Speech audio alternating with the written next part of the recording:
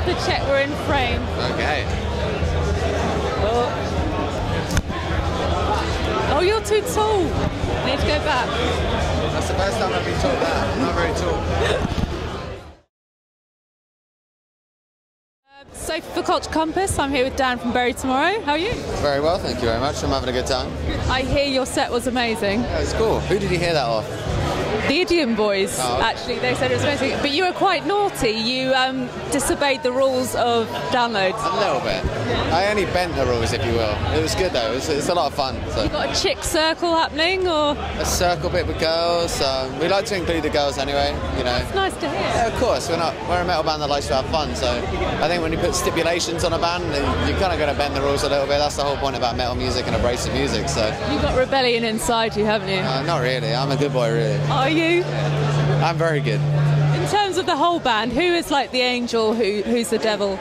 I'm the angel, yeah. I don't know if you're joshing because we've not met before. You might be lying to my face. I'm okay. I'm very boring on tour, but yeah, Dav's probably the craziest. But I've heard a lot about that guy. Everyone's heard a lot about him. Yeah, he's cool. Did you have fun at the Kerrang Awards? Yeah, it was a lot of fun. Like I was taking it easy because we were playing with Killswitch yesterday and then obviously today. So as a vocalist, you kind of have to be incredibly boring and drink lots of water. But yeah, I mean, just the fact that a band as heavy as ours can even be up for a nomination, you know, it's an amazing thing. So yeah, it was cool. It was an experience. Did you get to speak to Gerard Way or any of like the big guns that were there? Because I know everyone was trying. I didn't, but our guitarist did. Our guitarist got a photo with him, so nice. Yeah, it was great. He was fanboying out a little bit and running around asking where's Fall Out Boy. So has to be done though, doesn't it? It does, yeah. Now, are you here for Linkin Park as well? Because I know that's what everyone's talking about today. Yeah, I mean, it's going to be cool. Like, new metal was the reason why I got into being a frontman. You know, I wanted to be a drummer all the way up until I heard like Hybrid Theory and Infest. So, you know, it's an amazing occasion. Hopefully I'm not too drunk by then. I got a lot of press to do though, so it's probably... Oh, do you? Sorry about that. It's okay, you can carry on. We've got time. Okay, you're allotted in. Now, your album, you said it was really comfortable and quite easy. I think you tracked in 2 days with vocals. Yeah, I did, yeah. When it's like that easy, do you think, okay, this is a bit weird, is something going to go wrong? Yeah, I mean, you're always going to have that. Like, I try not to overthink too much because I think, you know, especially as a vocalist, you can always think that you could do better. But I mean, I was in a great place, you know, and I think when you're doing vocals and if you're in a great place, you should continue doing it, you know. And so yeah, it was really easy, but it wasn't. Not to say that the technique-wise wasn't hard, like it was. You know, it was grueling days. We did like I think 14 hours. 14 hours. I tracked the whole album, so it's pretty wild. Hardcore, yeah. But it was cool. It was non-stop, so I had no breaks and just did it. You know, it came out great. So you always got to trust about what other people say about it. You know, and people are saying it sounds the best we've ever sounded. So. Yeah. And other people are saying it sounds rubbish, so you've got to not listen to those people. No, not very many. It's been well received, everything, hasn't it? Yeah, it's been awesome. You can't ask for any more. When you release something, are you someone that does check the tweets, or do you wait for your manager to filter it first and say, yeah, it's been mainly great? I think we live in a world now where it's so easy to be able to see all the media side of things, and which is the worst and best thing about it, because you know you can be proper amped by the fact that hundreds of people are tweeting about your band, but there's that one comment that says that they don't like it, and you know, you know, you're going to easily take offence to that. But you know, if people don't like our band, that's cool. Like, yeah, we didn't get into music industry for everyone to like us. You know, I scream for a living at the end of the day. That's as black and white as it goes, you know, and people aren't going to like that, you know. But you know, it's the people that aren't constructive with it. It's the people that can't have a valid reason. They're just hating for hating. They're the people I don't like, because you know, at the end of the day, I always say what discernible talent do they have, you know, other than bitching about bands online, you know. But it's whatever. It's so hard not to argue with those people though, but you can't start a conversation, can you? Because it has no justification or basis behind it. You're only going to ever come across looking like you're just whining about it, you know. So it's whatever. I don't care. Like, I enjoy what I do. So. Life's all right. It is. Yeah. A lot of bands thrive being underdogs. Do you worry about that? If you get so big, you won't have that kind of drive underneath? I think associate with your fans, and I think whether you try and break down a barrier between the stage and your your fans, sorry, then you're never going to lose that underground feel, because we just played in front of 20,000-30,000 people, and we're still talking to them like we would talk to a 100-cat venue, because I think so many bands will get to a stage where they go, well, now we have to do that, now we have to have that appearance, and it's like, well, no, you don't. At the end of the day, the perception that you create from being aloof and being out there is bollocks. It doesn't mean anything. It's just trying to make yourself feel bigger and better than what you are, and it's not. Like, at the end of the day, I'm a man that joined a band 6 years ago. That doesn't make me any different from you. You're an interviewer. You do media side of things, and it doesn't make you any different from the people that stood at the front. And that's how I've always viewed it, and I don't think I'll ever change, even if we played Wembley Arena. And I think. Fingers crossed. Yeah, I hope so. Otherwise, we'll be interviewed later and go, you said this. Like, who? I don't remember you. Oh, sorry. I'll be like, where are these? Oh, I haven't got my glasses. I'll be like, no, sorry. No interviews, please. Oh, don't ever be that guy, please. Okay. Like inside, like, yeah. No, I'm not really. Who do you think's got the most likelihood to be a diva? Who's got it underlying already? Yeah. I don't know. I don't think we've all, without sounding like, oh my God, I'm going to say this, but I don't think any of us really have that, because we're all very different. I love, like, the recognisable thing. I love walking around a festival and people being like, I love your music, but that's because I appreciate the fact that people like what we do, and it's almost that validation, and you don't need that validation, but it's really nice for someone to be like, well, you're doing a great job, and you're doing a good job. It's a nice feeling, but I think we're all different. Like Jace really likes to chill.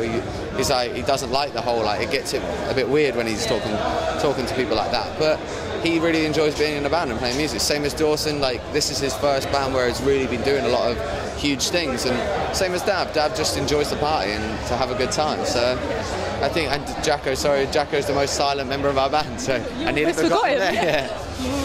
How's Dawson doing? Is he really, like, immersed in the group now? Does it feel like he's a cemented part of it? It's like he was always in the band, it gave us, like, almost a breath of fresh air, and like, the little things, we hadn't become jaded, but it was almost like we expected certain things, but I think we got to a stage where we're like, oh, we expect that that's going to sell out, or 150 kids would turn out to a 400-cat venue, we'd be like, oh, that's half full, oh, whatever, and it's like, well, no, like, and we played our first tour with Dawes out in Europe. I mean, like 150 kids turned up to a show, and he was just like, oh my God, it's the best show ever, that was crazy. And it was almost that breath of fresh air, in our band, and I think you need that sometimes, and it almost gave us a breath of fresh air when it came to writing as well, so it really just kick-started our band into a different journey that we were going to make, and it's only been positive, so I can't say that anything about that guy joining our band has been negative. When it comes to the lyrics, though, do you make a point of explaining them in detail to your band members? Because sometimes what you're writing about is a bit very personal and embarrassing, maybe, or do you keep it vague?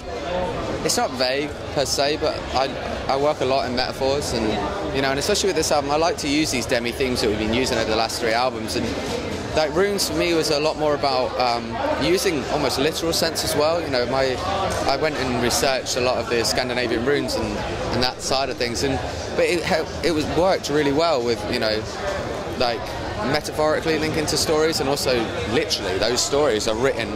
Those songs are about that, and these geeky stories that I researched. But I talked to Dab about it because he's very interested in it. I don't really go into it so much because they're not the people that have to listen to it, and as long as it's got that hook lines in for they're happy with it, and as long as it sounds good, and it's cool to really delve into it sometimes, and when we have those in-depth conversations, but it's whatever. They're not the people buying the records, the kids are the people buying the records, or without sounding condescending, the fans are the people buying the records. Is it hard to balance that thought of we want to make music that the fans like, but we want to kind of have music that we enjoy playing and will enjoy playing for decades to come? Runes is that medium.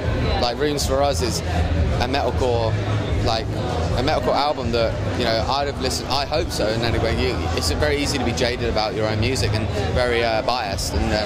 But Runes to me is a record that I'd listened to when I was younger, getting into metalcore. That's what we tried to make with this album, and it's also a path kind of where I want to see us going and progressing. we played with Killswitch last night, and they started our band. You know, that band, them Still Remains, Trey, As I Lay Dying, those bands are the reason why we're here today. So, you know, to be able to play with that band and watch where they progressed to, you know, and they have changed over the years, and hopefully the one day we'll have bands stood there next to us going, oh wow, like I got into your band like that, and now I'm playing in my own retrospective band of a similar kind of genre or subgenre, you know, and it's awesome. When you speak to bands like Killswitch and Gage, do you fanboy with them? Do you say, look, I love you, can you give me some advice, tell us about this?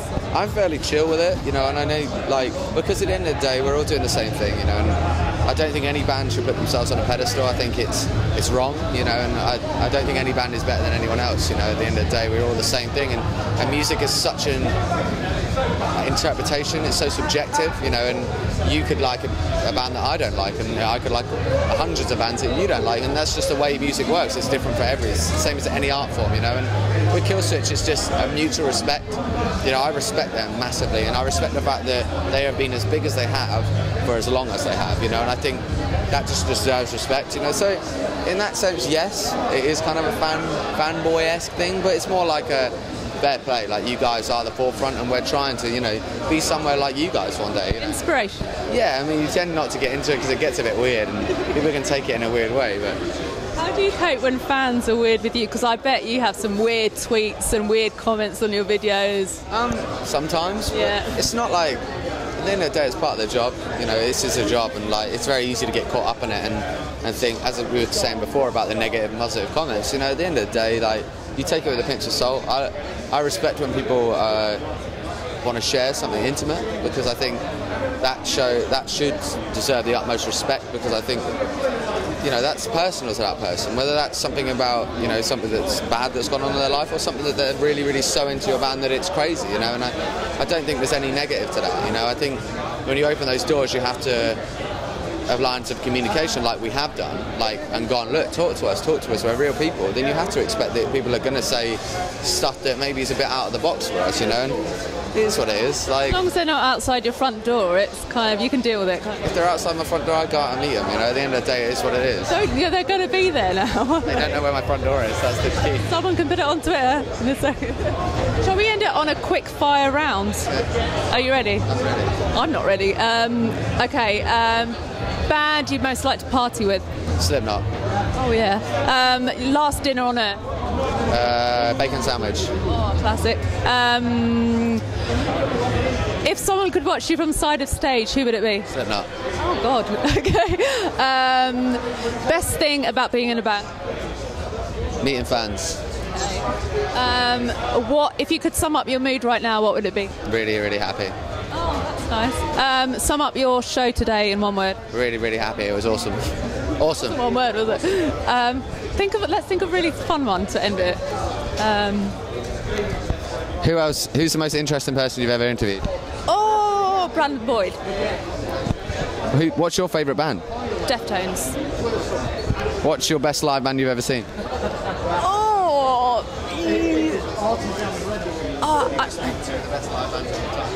One of them then.